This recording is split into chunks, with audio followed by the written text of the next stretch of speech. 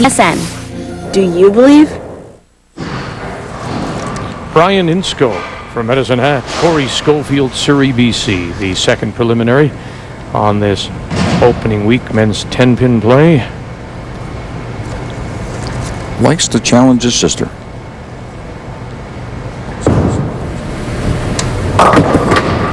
And he'll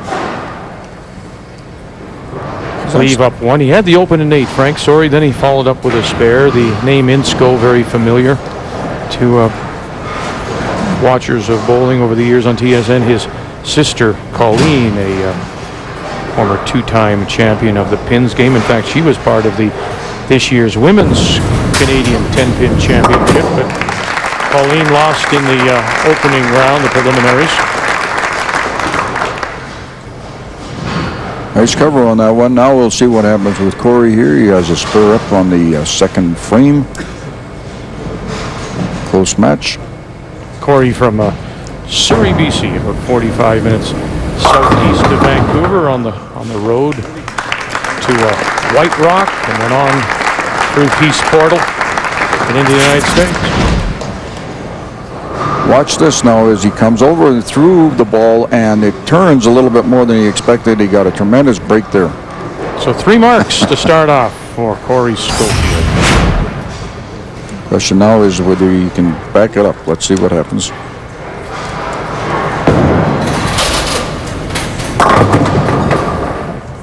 He'll leave the 4. Cory and his wife, Cindy, expecting their first baby very shortly. We wish them good luck, and of course 10,000 would be I'll buy a lot of diapers. You betcha, or booties for baby.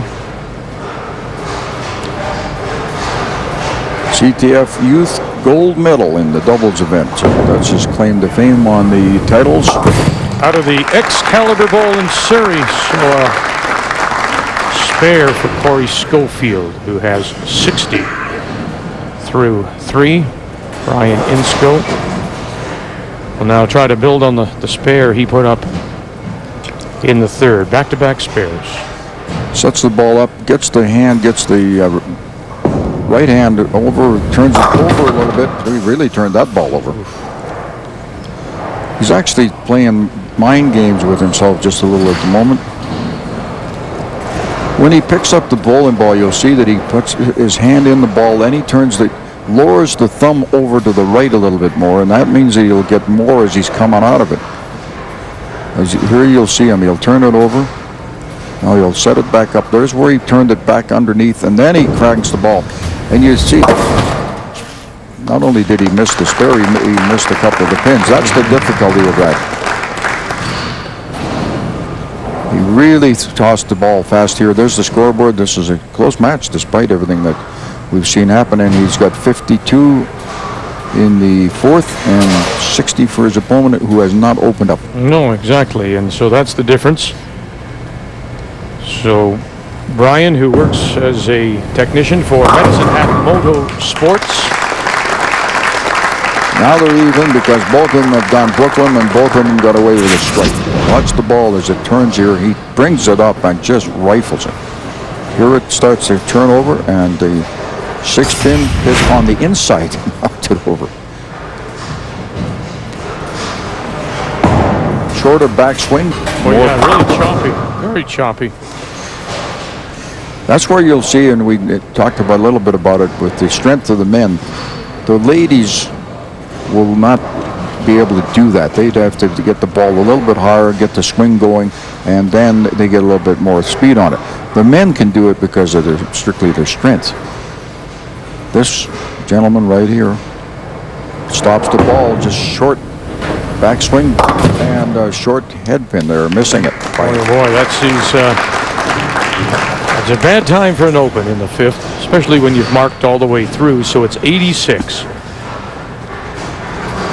through 5 for Schofield, but just look above now. Insko got his first strike, and he'll try to build on that. 214 average back in his hometown. 15-pound bowling ball that knows how to knock over the pins, and the rolling, the turning, or revolving 8-pin went down, so he was happy camper.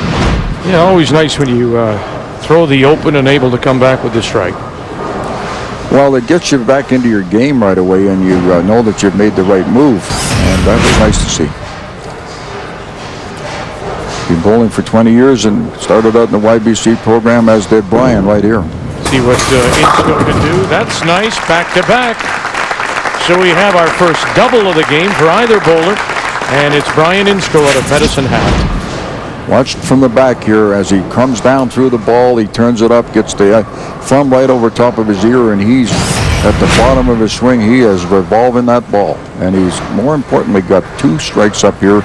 Another strike will cut his downfall. At the moment, he'll be only down 4 pins. Crossed over and got a break again. Isn't that interesting? Burrow eyes. Yeah, that's Mr. Insko.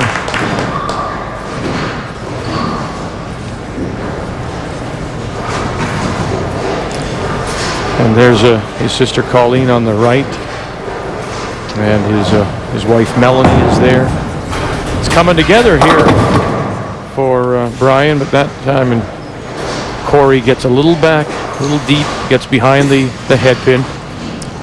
Well, he really got outside on the lane compared to where he's been going. He was trying to fish around out there a little bit. This is not the time to do that because he needs an excellent shot here to get back to that 8-pin in the far end. Oh, you know what? That just hooked at the last moment, because I tell you what, he almost sucked it right and ground it again. Well, that was more luck than that one. Watch this. The ball goes there, and it was just powerful pushing of the pins that made that happen. Usually it turns the other way. You'll see the ball pick it up. But at any rate, his opponent has got 3 in a row. Let's see if he can pick it up. He's got a spare now. Just the 4-pin advantage, but Schofield knows that Insko has got that 3-bagger going, and he is just off the mark here, Schofield. Interesting how this one gets out here and just won't come back. Well, see, he's further out on the lane, and where he's trying to get the ball down there about 15 feet from the head pin, it's drier at that end, and he's passing that before, and that usually will bring the ball back. The ball, when he lets go right there, it's skidding, and then it'll roll and then it'll hook. So that's not the way it's happened. No, that's untimely opens again. We've seen this throughout the years. It's in tennis, it's your unforced error, and this would be considered comparable to that. Well, and I would also, bring up the point again that if in Bryan's case, he opened in the first frame. He didn't give up, and now he's sitting with 3 in a row, and he's going to be taking the lead over here. Oof. Well, hello there. Oof. Like we've said, when you start rolling these type of bowling balls, they'll string 3 or 4 in a row, and then they'll come back and they'll leave something weird and wonderful like this thing. Now, believe it or not, he has a shot at this. He can go on the left-hand side of that, the closest pin. Always aim at the closest pin to you. And just drive it across and hopefully take out the 10. Tell you the percentages. Oh, goodness. There's your Bryan Insko. What a great shot to pick up the spare. He knows it. Watch the ball. It turns and turns and then wham. There's not even a question about it. I think I'm happy about that. You bet. Terrific to keep the pin count going. If that doesn't loosen him up, nothing will. See how he has the hand? Well, look at this again. He gets back behind the head pin. And you watch the hand as he comes through after he's released the bowling ball. There, he knows what he did wrong. You see that right there, he just turned his hand up. When he gets the ball out off of his hand, watch here. Now, as he comes through, his palm of his hand comes right over top of his head. He has to get inside on this one. It's not going to happen. Well, we have an open spare. You betcha. 155 through 9 for Insko, and you can see the difference, though. That string of 3 strikes and that great spare has him in front. Cory needs a strike. You betcha. And he hit it very full. And he actually, compared to what he had been bowling, how he released the ball before, he eased up a little bit on that. He's still not out of it. He can make a move here if he, as long as he picks the spare up. He can get a potential 148 in the. Well, that's not going to help. Not at all. Now he went so far out on the lane. I mean, this is just a bad shot and a mental error. There's no other way to put it. And particularly there, if he'd have made that spare, he forced Bryan to make a mark. Now Bryan walks away. Now, he'd been flirting with the channel a couple of times.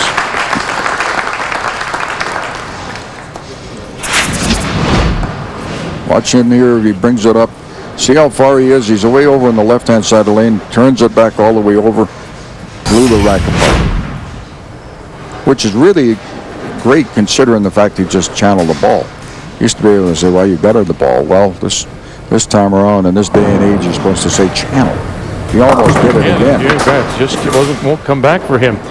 And so now his best mark is 156, and Bryan Insko is already sitting at 155. So he's really in trouble here. Unless he knocks everything down, he could be losing it right here. Well, the interesting thing about it is he started strong, and then he finished weak. Yeah, he did.